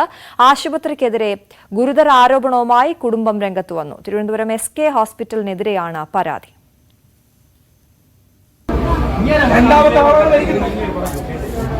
ആൻജിയോഗ്രാം ചോദിച്ചപ്പോൾ മിഷൻ കംപ്ലൈന്റ്. ഇത്രയും വലിയ ഹോസ്പിറ്റലാണ്, ആൻജിയോഗ്രാം ചോദിച്ചപ്പോൾ മിഷൻ കംപ്ലൈന്റ്. ആ പേഷ്യന്റ് പറഞ്ഞ മറുപടി ഹോസ്പിറ്റലിന്റെ പേര് ഇന്ന് മെഡിക്കൽ സൂപ്രണ്ടും പറഞ്ഞതാണ്, നമ്മളെ മിഷൻ കംപ്ലൈന്റ് ആണ്, നിങ്ങൾ അറിയിക്കണം ആവശ്യം. ശ്രീരാമകൃഷ്ണ ഹോസ്പിറ്റലിൽ നിന്ന് 12 മണിയായപ്പോൾ കൊണ്ടുവന്നതാണ്. വെറും നെഞ്ചുവേദന എന്ന് പറഞ്ഞ് കൊണ്ടുവന്നതാണ് എന്റെ ചേട്ടന്. ശ്രീരാമകൃഷ്ണ ഹോസ്പിറ്റലിൽ അവർ ചെക്ക് ചെയ്ത് നോക്കിയപ്പോൾ ഓക്സിജൻ കുറവ്, ഓക്സിജൻ കൊടുത്തു. അത് വേണമെന്ന് പറഞ്ഞ് പിന്നെ ബ്ലഡ് ടെസ്റ്റ് ചെയ്യാൻ കൊടുത്തു. ബ്ലഡ് ടെസ്റ്റ് ചെയ്ത സമയത്ത് ഹാർട്ട് അറ്റാക്കിന്റെ സിമ്മലുണ്ട്. അവർ രണ്ടും പോസിറ്റീവ് ഹാർട്ട് അറ്റാക്ക് ആണെന്ന് അവർ കൺഫേം പറഞ്ഞു. ആൻജിയോഗ്രാം ചെയ്യണം, അവിടെ ആൻജിയോഗ്രാം ഇല്ല, നിങ്ങൾ അടുത്ത പെട്ടെന്ന് ഹോസ്പിറ്റലിൽ SKയിലോട്ട് പോകാൻ പറയും. നമ്മൾ പറഞ്ഞു ശ്രീചിത്രയിൽ പോകാന്ന്. അവർ പറഞ്ഞു വേണ്ട, ഇവിടെ തന്നെ SKയിൽ തന്നെ പോകണമെന്ന് പറഞ്ഞ് SKയിലോട്ട് വിട്ട്. SKയിൽ 1 മണിയായപ്പോൾ ഇവിടെ വന്നു. 1 മണിയായപ്പോൾ വന്നപ്പോൾ നമ്മളെ ജൂനിയർ ഡോക്ടർ, സീനിയർ ഡോക്ടർ എല്ലാം നോക്കി. കാർഡിയോ ജൂനിയർ ഡോക്ടർ വന്ന് പറഞ്ഞ് ഈ റിപ്പോർട്ട് എല്ലാം സീനിയർ ഡോക്ടർ രാജേഷിന് അയച്ചു കൊടുത്ത്. കാർഡിയോ ഇവിടുത്തെ സീനിയർ ഡോക്ടർ രാജേഷിന് അയച്ചു കൊടുത്ത രാജേഷ് ഡോക്ടർ പറഞ്ഞത് ഒരു പ്രശ്നമില്ല, ഈ പേഷ്യന്റിന് കാർഡിയോയായിട്ട് ബന്ധപ്പെട്ട ഒരു പ്രശ്നമില്ല, നിങ്ങൾക്ക് ഒരു കുഴപ്പമില്ല. ഞാൻ എന്റെ ചേട്ടനെ വിളിച്ച് പറയാണ്, ഒരു പ്രശ്നമില്ല ചേട്ടാ, നമ്മളെ ഇവിടെ ആശുപത്രിയിൽ നിന്ന് വിടാൻ പോവുകയാണ്, ഒരു പ്രശ്നമില്ലെന്ന്. കുറച്ച് കഴിഞ്ഞപ്പോൾ ചേട്ടൻ വയലന്റ് ആയി തുടങ്ങി. ഇതെല്ലാം അവർ കണ്ടുകൊണ്ട് നിൽക്കുകയാണ്. 2 ഡോക്ടർമാരെ കൺമുമ്പിൽ വെച്ച് കണ്ടുകൊണ്ടിരിക്കണം. ഒരു റിയാക്ഷനും ഇല്ല അവർക്ക്. 2 ഓക്സിജൻ മാസ്ക് അല്ലാതെ അവർ വേറെ ഒന്നും വെച്ചിട്ടില്ല. 2 ഓക്സിജൻ മാസ്ക് അല്ലാതെ 5 മണിക്കൂറോളം അവിടെ ഇട്ട് കൊണ്ട് കിടത്തി. നമ്മൾ 5 മണിക്കൂറോളം എന്ത് ചെയ്യണമെന്ന് അറിഞ്ഞുകൂടിയായിരുന്നു. 5 മണിക്കൂറോളം. 5ാമത്തെ മണിക്കൂർ ആയപ്പോൾ പുള്ളി ഒമിറ്റ് ചെയ്യാൻ തുടങ്ങി, പുള്ളിക്ക് ഫിക്സ് വരാൻ തുടങ്ങി. ഒരു കുഴപ്പമില്ല, വെറും ആൻജിയോഗ്രാം തീരാന്നുള്ള കാര്യം ഉണ്ടായിരുന്നുള്ളൂ. ആൻജിയോഗ്രാമിൽ നിങ്ങൾ ആലോചിച്ച് നോക്കണം, അവിടുത്തെ ഡോക്ടർ പറഞ്ഞത് ആൻജിയോഗ്രാം ചെയ്ത് കഴിഞ്ഞാൽ രക്ഷപ്പെടുമെന്ന്. വെറും ആൻജിയോഗ്രാമിൽ തീരാന്നുള്ള കാര്യം. ഇന്ന് അവിടുത്തെ മിഷൻ കംപ്ലൈന്റ് ആയിരുന്നു. അത് ഇവർ വരുമ്പോൾ നമുക്ക് പറയാമായിരുന്നു, നമ്മൾ വേറെ ആശുപത്രി കൊണ്ടുപോകരുത്, നമുക്ക് ഇവിടെ തന്നെ ചികിത്സിക്കണോ നിർബന്ധമില്ല. അത് അവർ പറഞ്ഞിട്ടില്ല. അവസാനം 5ാമത്തെ മണിക്കൂർ പട്ടിയെ പോലെ 5 മണിക്കൂർ കഴിഞ്ഞപ്പോൾ 5ാമത്തെ മിനിറ്റിൽ അവിടുത്തെ കാഷ്വാലിറ്റി ഡോക്ടർ എന്ന് പറഞ്ഞ് നിങ്ങൾ ഇവിടുന്ന് കൊണ്ടുപോകണതാണ് നല്ലത്, വേറെ ആശുപത്രി കൊണ്ടുപോ, എങ്കിലേ പുള്ളിയെ രക്ഷപ്പെടുത്താൻ പറ്റൂ. അതിനിടയ്ക്ക് പറഞ്ഞിട്ട് തിരിഞ്ഞത് പുള്ളി ഡെത്തായി. രാവിലെ 5:30 പോലീസിനെ വിളിച്ചു. പോലീസ് വന്ന് എഴുതിയെടുത്തോണ്ട് പോയി. വേറെ ഒന്നും ചെയ്തില്ല. പോലീസിനെ വിളിച്ചു, ഡോക്ടർമാരെ വിളിച്ചു. ആ ബോഡിയെ മരിച്ച ഡെത്തായെന്ന് പോലും ഇല്ലാതെ വെന്റിലേറ്ററിൽ ഇട്ടുകൊണ്ട് നേരെ എടുത്തോണ്ട് പോയി ആൻജിയോഗ്രാം ചെയ്തു. ആൻജിയോഗ്രാം ചെയ്തോ ഇല്ലെന്ന് നമുക്ക് അറിഞ്ഞൂടാ. അവർ CD തന്നിട്ടില്ല, ഡ്രൈവ് തന്നിട്ടില്ല, ഒന്നും തന്നിട്ടില്ല. ഇതിന്റെ ഒന്നും സത്യാവസ്ഥ നമുക്ക് അറിഞ്ഞൂടാ. 48 മണിക്കൂർ ഒബ്സർവേഷൻ വേണമെന്ന് പറഞ്ഞു. ഒന്നുമില്ല. ഇവിടുന്ന് കൊണ്ടുപോകണം, ഇവിടുന്ന് കൊണ്ടുപോയില്ലെങ്കിൽ അവർ കേൾക്കാൻ പറ്റുള്ളൂ എന്നാണ് അവർ പറയുന്നത്. നിങ്ങൾ പറ, എന്ത് ചെയ്യണം നിങ്ങൾ പറ, അവർ കേൾക്കാൻ പറ്റുള്ളൂ എന്നാണ് പറയുന്നത്. ഇവിടെ വെച്ച് തന്നെ സംസാരിക്കണം. ഇവിടെ വെച്ച് നിങ്ങൾ എല്ലാവരും കേട്ടോ സംസാരിക്കണമെന്നാണ് ഇവിടെ കൊണ്ടുവന്നത്. 30 ദിവസമായ കൊച്ചാണ്. 30 ദിവസമായി. എന്റെ ചേച്ചി പ്രസവിച്ചിട്ട് 30 ദിവസമായോ. ആ കൊച്ചിന്റെ അവളുടെ ഞാൻ എന്ത് പറയും? ആ ഡോക്ടർ, ഇവിടുത്തെ മെഡിക്കൽ സൂപ്രണ്ട് ശ്യാമ പറഞ്ഞതെന്ന് പറഞ്ഞു കഴിഞ്ഞാൽ നിങ്ങളെ കൊണ്ട് ചെയ്യാൻ പറഞ്ഞ നമ്മൾ ആദ്യമായിട്ടല്ലേ ഇത് കാണുന്നത്. നമ്മൾ സ്ഥിരം കണ്ടുകൊണ്ടിരിക്കുക. മെഡിക്കൽ സമ്മറി നമുക്ക് തന്നിട്ടില്ല, ആൻജിയോഗ്രാം ചെയ്ത ഡീറ്റെയിൽസ് തന്നിട്ടില്ല. പേഷ്യന്റിനെ നമ്മൾ ഇപ്പോഴാണ് കാണുന്നത്. 5 മണിക്കൂറായി പേഷ്യന്റ്, 8 മണിക്കൂറായി പേഷ്യന്റ് മരിച്ചിട്ട്. പേഷ്യന്റ് ഇപ്പോഴും 0% ചാൻസ് ഉണ്ട്, അതറിയാം. വെന്റിലേറ്ററിൽ ഉള്ളതുകൊണ്ട് ഹാർട്ട് ബീറ്റ് ഇടിക്കുന്നു. നാളെ നിങ്ങൾക്കെല്ലാം ഈ ഗതി വരും. ആരും ചോദിക്കാൻ വരില്ല. ആരും നിങ്ങൾക്ക് വേണമെന്നുണ്ടെങ്കിൽ നിങ്ങൾ തന്നെ ചോദിക്കണം. ഇതുവരെ തിരിഞ്ഞു നോക്കിയിട്ടില്ല. ഇത്രയും നേരം നമ്മൾ മുമ്പിൽ വന്ന് നിൽക്കണം, ഇതുവരെ തിരിഞ്ഞു നോക്കിയിട്ടില്ല. അവരെല്ലാം അകത്തുണ്ട്, ഇതുവരെ തിരിഞ്ഞു നോക്കിയിട്ടില്ല.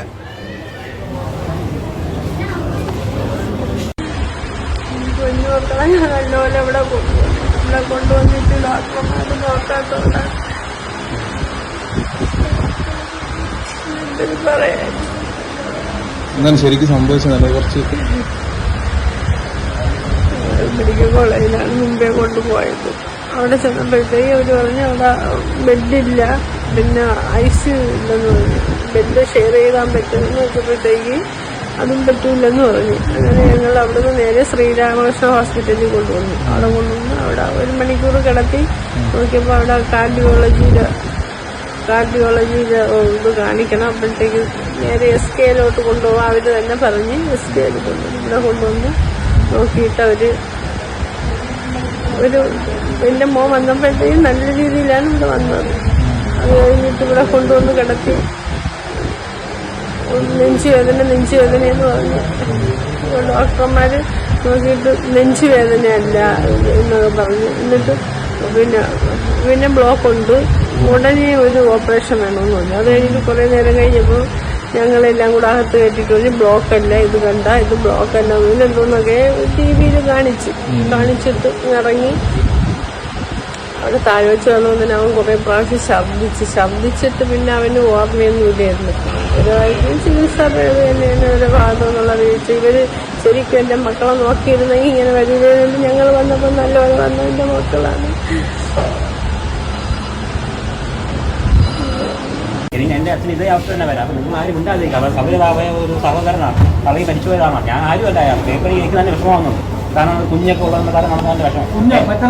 അതെ, നൂലെടുത്താണ്. അപ്പൊ എനിക്ക് തന്നെ കേൾക്കും വിഷമമായി. കാരണം എന്റെ അച്ഛൻ ഇതേ ഡോക്ടറിന്റെ പേഷ്യന്റാണ്. അപ്പൊ ഞാൻ ഇത് എന്ത് വിശ്വസിച്ച് ഞാൻ കൊണ്ടേ കാണിക്കും? ഇത് ഒന്നല്ല, ഇന്ന് ഫസ്റ്റ് ഡെത്ത്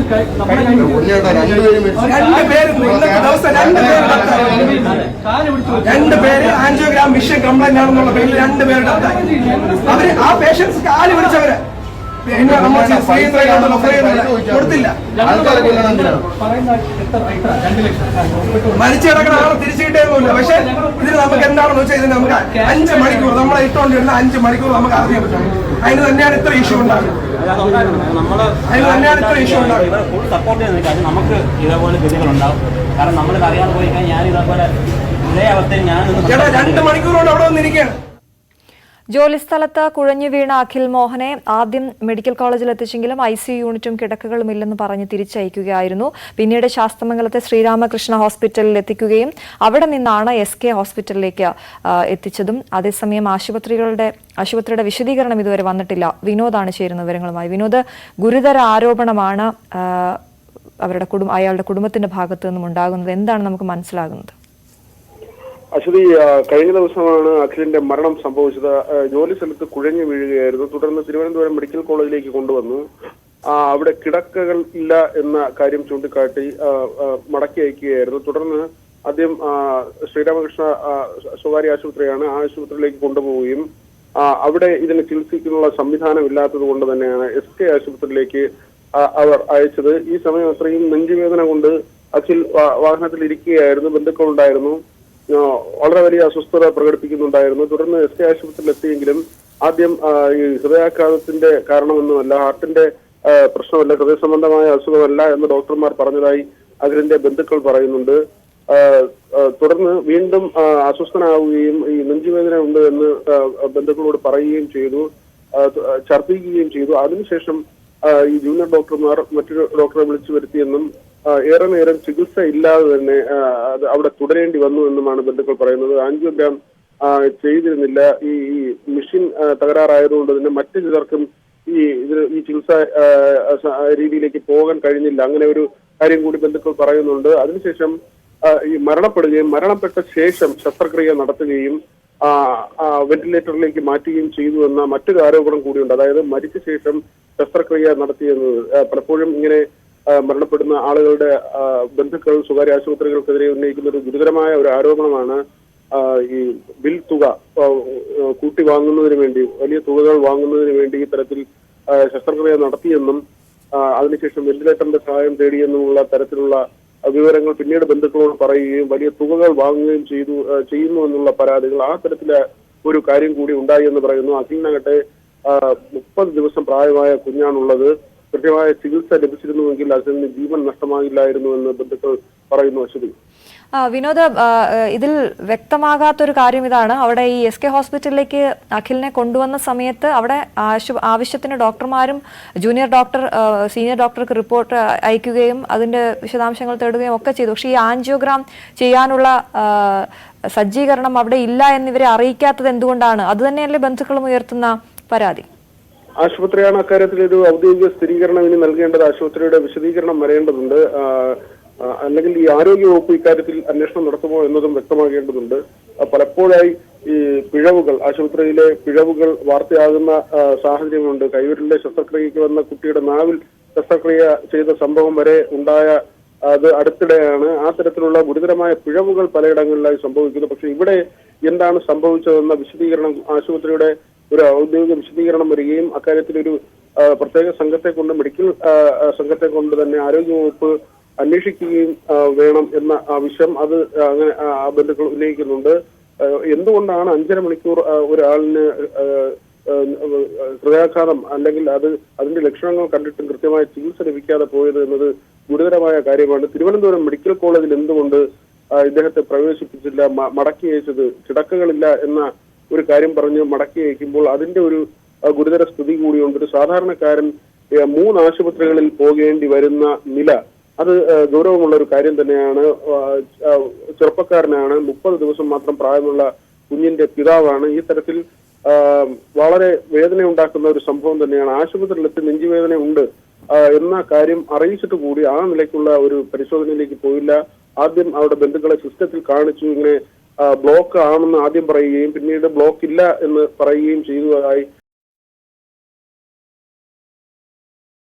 ഒരു കാര്യമാണ് ബന്ധുക്കൾ ഉന്നയിക്കുന്നത്. ഇത് ഗൗരവമുള്ള വിഷയമാണ്. ഇക്കാര്യത്തിൽ സമഗ്രമായ അന്വേഷണം വേണ്ടതാണ്. അശ്വിനി, അതാണ് എന്തായാലും ഗൗരവമുള്ള വിഷയമാണ്. ഈ വാർത്ത നമ്മൾ ഇവിടെ അവസാനിപ്പിക്കുന്നില്ല. എന്തായാലും വരും മണിക്കൂറുകളിലും ഇതിൽ എന്താണ് സംഭവിച്ചത് എന്നത് അറിയേണ്ടതുണ്ട്. ആരോഗ്യവകുപ്പ് ഇതിൽ ഇടപെടുമോ എന്നൊക്കെയുള്ള കാര്യങ്ങളാണ് നമ്മൾ ഉറ്റുനോക്കുന്നത്. ഒരു ജീവനാണ് നഷ്ടമായിരിക്കുന്നത്. അത് ആരുടെയെങ്കിലും അവഗണന കൊണ്ടാണോ എന്നുള്ളത് നമുക്ക് വ്യക്തമായി അറിയുക തന്നെ വേണം. ആ കുടുംബത്തിന് ആണ് നഷ്ടം, വലിയ നഷ്ടമുണ്ടായിരിക്കുന്നത്. ഒരു ചെറിയ കുട്ടിയുള്ള ആളാണ് അഖിൽ.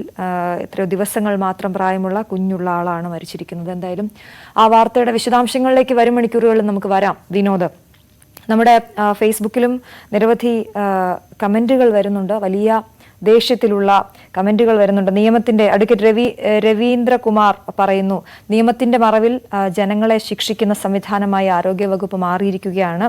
ജനം പ്രതികരിക്കുക, പ്രതിഷേധിക്കുക എന്ന് അദ്ദേഹം പറയുന്നു. അപ്പം കിച്ചു പറയുന്നു, എത്രയും പെട്ടെന്ന് ആരോഗ്യമന്ത്രി ന്യായീകരണ ക്യാപ്സ്യൂൾ കൂട്ടി സഖാക്കൾക്ക് കൊടുക്കേണ്ടതാണ് എന്നുള്ള സ്വാഭാവികമായി ജനങ്ങളുടെ ഭാഗത്തുനിന്ന് വരുന്ന പ്രതികരണങ്ങൾ വരുന്നു. അഞ്ജു മോഹൻ പറയുന്നു, കുവൈറ്റിൽ പോയി ഷോ കാണിക്കാനുള്ള ശുഷ്കാന്തി ഈ സംഭവത്തിൽ കാണിക്കണം ആരോഗ്യമന്ത്രി എന്ന് പറയുന്നു. ജനങ്ങളുടെ ഭാഗത്തു നിന്നും ഉണ്ടാകുന്ന സ്വാഭാവികമായ പ്രതികരണങ്ങളാണിത്, പ്രത്യേകിച്ച് ഒരു ജീവൻ നഷ്ടമായ സാഹചര്യത്തിൽ. മറ്റ് വാർത്തകളിലേക്ക് നമുക്ക് പോകാം. മാലിന്യ സംസ്കരണം ഫലപ്രദമായി നടക്കാത്തതിനെ തുടർന്ന് ദുർഗന്ധത്തിൽ മുങ്ങി പാലക്കാട് നഗരം. മഴ ശക്തമാകുന്നതോടെ പകർച്ചവ്യാധി പടർന്നു പിടിക്കുമോ എന്ന ആശങ്കയിലാണ് നഗരവാസികൾ.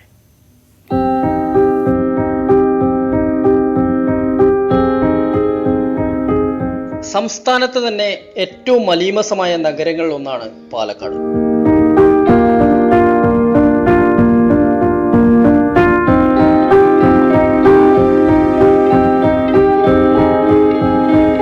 നഗര പ്രാന്തപ്രദേശങ്ങളിൽ അലക്ഷ്യമായി തള്ളിയ മാലിന്യങ്ങൾ പതിവ് കാഴ്ചയാണ്.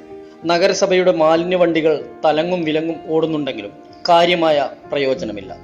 ശുചീകരണ തൊഴിലാളികളുടെ പ്രശ്നമല്ല, നഗരസഭയുടെ മാലിന്യ നിർമ്മാർജ്ജനത്തിലെ താളപ്പിഴയാണ്. ഇവിടെ എന്താന്ന് വെച്ചാൽ എല്ലാ ഭാഗത്തു നിന്നുള്ള വേസ്റ്റ് ഇവിടെ കൊണ്ടുവന്ന് അങ്ങനെ ഡംപ് ചെയ്യാണ് ഇവര്. ഇത് കറക്റ്റായി അവർ സമയത്തിന് സംസ്കരിക്കുകയോ ഒന്നും ചെയ്യില്ല. മാത്രമല്ല ഇവർ വന്നിട്ട് നേരെ, ഇതിപ്പോ വെള്ളം പോണ ചാലാണിത്, അതിലേക്ക് നേരെ അങ്ങോട്ട് അവർ തള്ളിയിട്ടിട്ട് പിന്നെ അത് ചാലടയും. ഇവിടെ കുറച്ച് മഴ പെയ്യുമ്പോഴേക്കും നമ്മുടെ ഈ ഭാഗം മുഴുവൻ അങ്ങനെ വെള്ളക്കെട്ടാണ്. നല്ല ഹൈറ്റിൽ വെള്ളം വന്ന് വീടുകളിലേക്കൊക്കെ വെള്ളം കയറുന്ന അവസ്ഥയാണിത്. വേസ്റ്റ് അങ്ങനെ മുഴുവൻ മുനിസിപ്പാലിറ്റി ഒന്നും അധികം പെട്ടെന്നൊന്നും മാറ്റിപ്പോയില്ല. പഴയ മാതിരി പലഭാഗത്തും കിടക്കുന്നുണ്ട് വേസ്റ്റ്. ഓടകളിൽ മാലിന്യം കെട്ടിക്കിടന്ന് ദുർഗന്ധമയമാണ്. പട്ടിക്കര ബൈപ്പാസ്, സ്റ്റേഡിയം ജംഗ്ഷൻ പരിസരം, സുൽത്താൻപേട്ട് ജില്ലാ ആശുപത്രി പരിസരങ്ങളിലൂടെ മൂക്ക് പൊത്താതെ നടക്കാൻ കഴിയില്ല.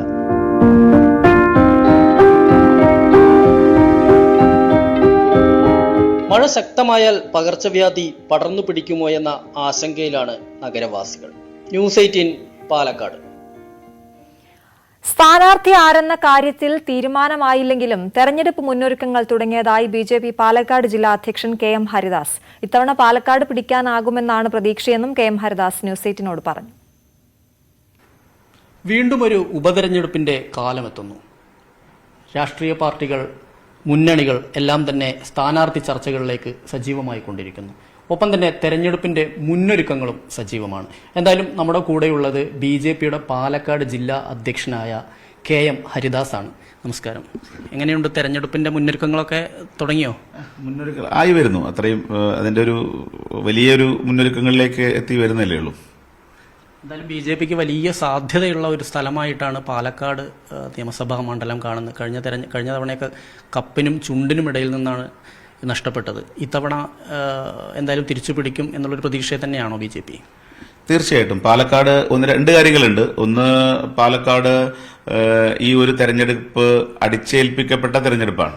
കാരണം സാധാരണ ജനങ്ങൾ 5 വർഷത്തേക്കാണ് ഒരു MLA തെരഞ്ഞെടുത്ത് വിടുക. അതിൽ ഇടയിൽ വന്നിട്ടുള്ള ഈ ഒരു തെരഞ്ഞെടുപ്പ് അടിച്ചേൽപ്പിക്കപ്പെട്ട തെരഞ്ഞെടുപ്പാണ്. മാത്രമല്ല കഴിഞ്ഞ പ്രാവശ്യത്തെ തെരഞ്ഞെടുപ്പ് വിജയം ഉണ്ടായത് തന്നെ അത് യഥാർത്ഥത്തിലുള്ള ജനവിധിയെ അട്ടിമറിക്കുന്ന തരത്തിൽ പലതരത്തിലുള്ള അഡ്ജസ്റ്റ്മെന്റുകൾ ഇടതുപക്ഷ മുന്നണിയും വലതു മുന്നണിയും പ്രത്യേകിച്ച് CPMന്റെ ഭാഗത്തു നിന്നുള്ള ഒരു അഡ്ജസ്റ്റ്മെന്റ് സംവിധാനത്തിന്റെ ഭാഗമായിട്ടാണ് ഷാഫി ജയിച്ചതെന്ന് അവർ തന്നെ പറഞ്ഞിട്ടുണ്ട്. അതായത് ഇപ്പോൾ നിയമസഭയിൽ ഷംസീർ തന്നെ ആ കാര്യം വളരെ കൃത്യമായിട്ട് പറയുന്നത് നമ്മളെല്ലാവരും കേട്ടതാണ്, കേരളം മുഴുവൻ കേട്ടതാണ്. അപ്പോൾ സ്വാഭാവികമായിട്ട് ഇവിടുത്തെ സാധാരണ പാലക്കാട്ടെ ജനങ്ങൾ കഴിഞ്ഞ പ്രാവശ്യം വഞ്ചിക്കപ്പെട്ടതാണ് എന്നുള്ളത് അവർക്ക് വളരെ കൃത്യമായിട്ട് ബോധ്യമായിട്ടുണ്ട്. അതിന്റെ അടിസ്ഥാനത്തിൽ ഇത്തവണ തീർച്ചയായിട്ടും പാലക്കാട്ടെ പ്രബുദ്ധരായിട്ടുള്ള ജനങ്ങൾ അതിന് മറുപടി കൊടുക്കും എന്നുള്ള കാര്യത്തിൽ തർക്കമില്ല. കഴിഞ്ഞ തവണ യഥാർത്ഥത്തിൽ ഒരു ക്രോസ് വോട്ടിംഗ് എന്നുള്ള രീതിയിലേക്കുള്ള ചർച്ചകളൊക്കെ സജീവമായിരുന്നു. ആ ഒരു ഒത്തുകളി LDFും UDFും അങ്ങനെയാണ് BJP ഉൾപ്പെടെ ആരോപിച്ചിരുന്നത്. അത് ഒരു വസ്തുത തന്നെയാണ് എന്നാണ് ഇപ്പോൾ താങ്കൾ പറയുന്നത്. ഇനിയും അങ്ങനെ സംഭവിക്കും എന്ന് തന്നെയാണോ? അങ്ങനെ ഒരു സാധ്യതയാണോ? പിന്നെ പൊതുവെ BJP അതുകൂടി കാണുന്നുണ്ടോ? അല്ല, ഈ ഒരു ക്രോസ് വോട്ടിംഗ് കഴിഞ്ഞ പ്രാവശ്യം അവർ ചെയ്തിട്ടുണ്ട് എന്നുള്ളത് അവർ തന്നെ പറഞ്ഞാൽ, നമ്മൾ ആരോപണത്തിനപ്പുറം യാഥാർത്ഥ്യത്തെ അവർ തന്നെ അംഗീകരിച്ചിട്ടുള്ളതാണ്. ഇപ്പൊ CPMന്റെ നേതാക്കന്മാരായാലും അവർ വളരെ കൃത്യമായിട്ട് അവർ തന്നെ പറഞ്ഞിട്ടുള്ളതാണ്. പിന്നെ ഇനി എങ്ങനെ ക്രോസ് വോട്ട് ചെയ്താലും CPM എത്രത്തോളം കോൺഗ്രസിനെ സംരക്ഷിച്ച് നിർത്താൻ ശ്രമിക്കുന്നുവോ അത്രത്തോളം ജനങ്ങൾ അവരെ തിരസ്കരിക്കുന്ന ഒരു കാഴ്ചയാണ് ഈ ഇലക്ഷനിൽ നോക്കിയാൽ കാണാൻ വേണ്ടി സാധിക്കും. അവരുടെ ശക്തി കേന്ദ്രങ്ങളിൽ മുഴുവൻ CPMനോടുള്ള എതിർപ്പ് കൊണ്ട് മാത്രമാണ് BJPക്ക് ആ മേഖലയിൽ മുഴുവൻ കടന്നു കയറാൻ സാധിച്ചിട്ടുള്ളത്. പാലക്കാടും അത് തന്നെ പിന്നെ ആവർത്തിക്കുന്നുള്ള കാര്യത്തിൽ തർക്കമില്ല. എങ്ങനെ ക്രോസ് ഔട്ട് ചെയ്താലും കോൺഗ്രസിനെ രക്ഷിക്കാൻ CPMനെ കൊണ്ട് സാധിക്കില്ല. 100% ജനങ്ങൾ അതിന് എതിരായിട്ടുള്ള നിലപാട് കേരളത്തിലെ അപ്പാടെയും പാലക്കാടും എടുത്തിട്ടുണ്ട് എന്നുള്ളതാണ് നമുക്ക് മനസ്സിലാക്കാൻ വേണ്ടി സാധിക്കുന്നത്. അത്ര ഒരു ശക്തനായ സ്ഥാനാർത്ഥിയാണ് UDFും നിർത്താൻ സാധ്യതയുള്ളത്. UDFിലും അത്തരത്തിലുള്ള ചർച്ചകൾ തന്നെയാണ് നടക്കുന്നത്. LDFിലും അങ്ങനെ തന്നെയായിരിക്കും. ഒരു പക്ഷേ കഴിഞ്ഞ തവണ നമുക്കറിയാം LDFിൽ ഒരു ദുർബലനായ സ്ഥാനാർത്ഥിയായിരുന്നു എന്നുള്ള ആരോപണമൊക്കെ മാധ്യമങ്ങളിലൊക്കെ പറഞ്ഞു കേൾക്കുന്ന ഒരു പേര് തന്നെയായിരിക്കും. അങ്ങനെ എന്താണ് വിലയിരുത്തൽ? BJPയുടെ സ്ഥാനാർത്ഥിയായി വരുന്ന ആരായാലും ഇപ്പോൾ അത്തരത്തിലുള്ള ഒരു ചർച്ച നടന്നിട്ടില്ല, ആ തരത്തിലുള്ള ഒരു കാര്യങ്ങളില്ല. മാധ്യമങ്ങളിൽ പല കാര്യങ്ങളും ചർച്ച ചെയ്യുന്നുണ്ട്. അതിനെക്കുറിച്ച് എനിക്ക് ഒന്നും പറയാനില്ല. കാരണം പാർട്ടിക്ക് സ്ഥാനാർത്ഥിയെ നിശ്ചയിക്കുന്നതിന് വേണ്ടിയിട്ടുള്ള ചില സംവിധാനങ്ങളുണ്ട്. ആ സംവിധാനങ്ങൾ കൂടിയാണ് പാർട്ടി ഒരു സ്ഥാനാർത്ഥിയെ നിശ്ചയിക്കുന്നത്. അത് അതിന്റെ പാർട്ടി സംവിധാനമാണ് നിശ്ചയിക്കേണ്ടത്. അതിനെക്കുറിച്ച് എനിക്കൊന്നും പറയാൻ വേണ്ടി സാധിക്കില്ല. പക്ഷേ BJPയുടെ സ്ഥാനാർത്ഥി ആരായാലും അത് 100% അത് കൈകാര്യം ചെയ്യാൻ കഴിയുന്ന സ്ഥാനാർത്ഥിയായിരിക്കും എന്നുള്ള കാര്യത്തിൽ യാതൊരു തർക്കവുമില്ല. ശരി.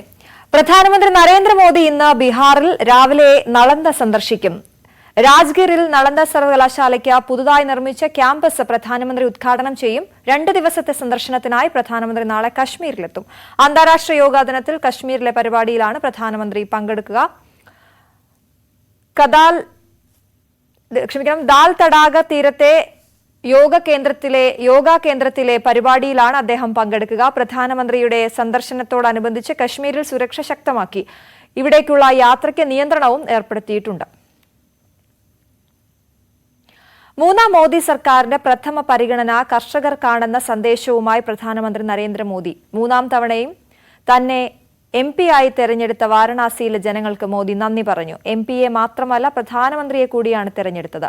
ഇന്ത്യൻ ജനാധിപത്യത്തിന്റെ ശക്തി ലോകത്തെ മുഴുവൻ സ്വാധീനിക്കുന്നതാണെന്നും പ്രധാനമന്ത്രി പറഞ്ഞു. കർഷകർക്കുള്ള PM കിസാൻ സമ്മാൻ നിധിയുടെ പണം കർഷകരുടെ അക്കൗണ്ടുകളിലേക്ക് കൈമാറി.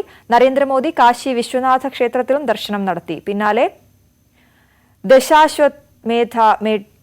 മേധാഘട്ടിലെ ഗംഗാ ആരതിയിലും പങ്കെടുത്തു. പ്രധാനമന്ത്രിക്കൊപ്പം ഉത്തർപ്രദേശ് മുഖ്യമന്ത്രി യോഗി ആദിത്യനാഥും ഉണ്ടായിരുന്നു. മൂന്നാമത് പ്രധാനമന്ത്രിയായ ശേഷമുള്ള ആദ്യ വാരണാസി പട്നയിൽ 12 കോടി ചെലവിട്ട് നിർമ്മിച്ച പാലം ഉദ്ഘാടനത്തിന് മുൻപ് തകർന്നു വീണു. ബക്ര നദിക്ക് കുറുകെ നിർമ്മിച്ച പാലമാണ് ഉദ്ഘാടനത്തിന് മുൻപേ തകർന്നത്. തകർന്നു വീണ ഭാഗം നിമിഷ നേരം കൊണ്ട് ഒലിച്ചുപോയി. ഈ വർഷം മാർച്ചിൽ ബീഹാറിൽ സുപോളിൽ നിർമ്മാണത്തിലിരുന്ന പാലം തകർന്നിരുന്നു.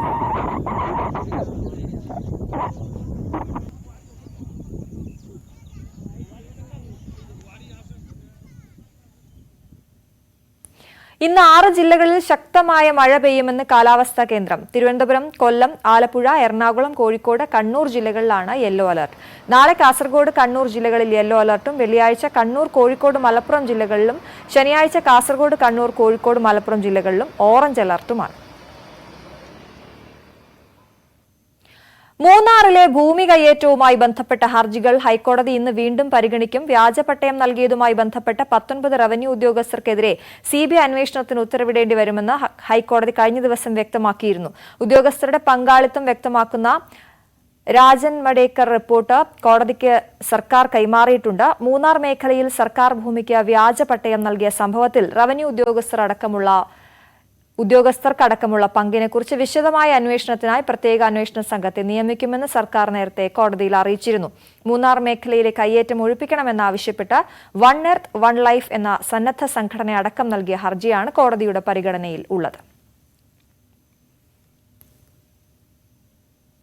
ഇടുക്കിയിലെ അനധികൃത ഭൂ ഇടപാടുകളിൽ ഉന്നത ഉദ്യോഗസ്ഥർക്ക് പങ്കുണ്ടെന്ന ആരോപണവുമായി സ്വതന്ത്ര കർഷക സംഘടനയായ അതിജീവന പോരാട്ടവേദി രംഗത്ത്. വാഗമണ്ണിലെ കെട്ടിട നിർമ്മാണത്തിലും തോട്ടം ഭൂമി മുറിച്ചു വിൽക്കുന്നതിലും വിശദമായ അന്വേഷണം നടത്തണമെന്നാണ് ആവശ്യം. സിബിഐ അന്വേഷണം ആവശ്യപ്പെട്ട് ഹൈക്കോടതിയെ സമീപിക്കാൻ ഒരുങ്ങുകയാണ് അതിജീവന പോരാട്ടവേദി. ഇടുക്കിയിലെ സങ്കീർണമായ ഭൂപ്രശ്നങ്ങൾ പരിഹരിക്കാൻ യാതൊരു നടപടിയും റവന്യൂ വിഭാഗം സ്വീകരിക്കുന്നില്ല. എന്നാൽ വൻകിട കയ്യേറ്റങ്ങൾക്കും വലിയ നിർമ്മാണ പ്രവർത്തനങ്ങൾക്കും യാതൊരു തടസ്സവുമില്ലെന്ന് പോരാട്ടവേദി ആരോപിക്കുന്നു.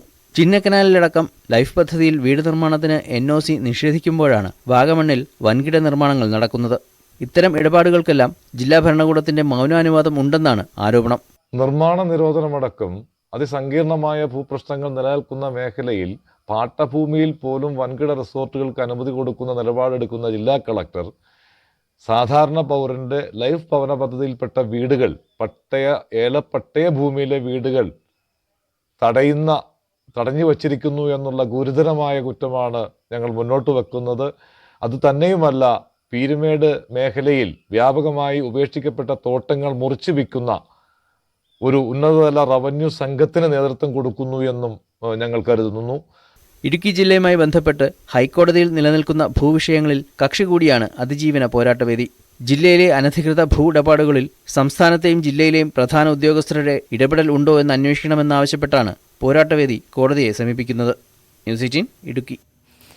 നമുക്കിനി കാന്തല്ലൂരിലേക്ക് പോകാം. ഇത്തവണ കാന്തല്ലൂരിലെ പ്ലം കൃഷിയിൽ മെച്ചപ്പെട്ട വിളവ് ലഭിച്ചിരിക്കുകയാണ് കർഷകർക്ക്. വേനൽ മഴ അധികം പെയ്യാതിരുന്നതാണ് കൃഷിക്ക് ഗുണകരമായത്. ഗുഹനാഥപുരം, പെരുമല, പുത്തൂർ, കീഴാന്തൂർ ഗ്രാമങ്ങളിലാണ് പ്ലം കൃഷി കൂടുതലായുള്ളത്. പൂവിടുന്ന സമയത്ത് മഴ പെയ്താൽ വിളവ് കുറയും. ഇത്തവണ വേനൽ മഴ പെയ്തില്ല. ആവശ്യത്തിന് തണുപ്പുമുണ്ടായിരുന്നു. അതുകൊണ്ട് ഗുണം കിട്ടിയത് പ്ലം കൃഷിക്കാണ്. പൂവെല്ലാം കായായി. മുൻ വർഷങ്ങളെക്കാൾ കൂടുതൽ വിളവ് കിട്ടി. സാധാരണ മെയ് തുടങ്ങുമ്പോഴാണ് പ്ലം പാകമാകുന്നത്. ഇത്തവണ ജൂൺ ആദ്യമാണ് വിളവെടുപ്പ് തുടങ്ങിയത്. ഏറ്റവും സ്വാദേറിയ വിക്ടോറിയ പ്ലം ആണ് കാന്തല്ലൂരിൽ പരമ്പരാഗതമായി കൃഷി ചെയ്തു വരുന്നത്. വർഷത്തിൽ ഒരു തവണ മാത്രം പ്ലം ഉണ്ടാവുകയുള്ളൂ. 1 കിലോയ്ക്ക് 150 രൂപയാണ് കർഷകന് ലഭിക്കുന്നത്. 10 മുതൽ 15 അടി വരെ ഉയരത്തിൽ വളരുന്ന മരത്തിൽ നിന്ന് കാലാവസ്ഥ അനുയോജ്യമാണെങ്കിൽ 50 മുതൽ 70 കിലോഗ്രാം വരെ പഴങ്ങൾ ലഭിക്കും. 30 ഗ്രാം മുതൽ 50 ഗ്രാം വരെയാണ് ഓരോ പ്ലം പഴങ്ങളുടെയും ശരാശരി തൂക്കം. കേരളത്തിൽ പ്ലം വ്യാപകമായി കൃഷി ചെയ്യുന്ന ഒരേയൊരിടം കാന്തല്ലൂരിലെ ഗ്രാമങ്ങളാണ്. ന്യൂസ് 18 കാന്തല്ലൂർ. ഇടവേള.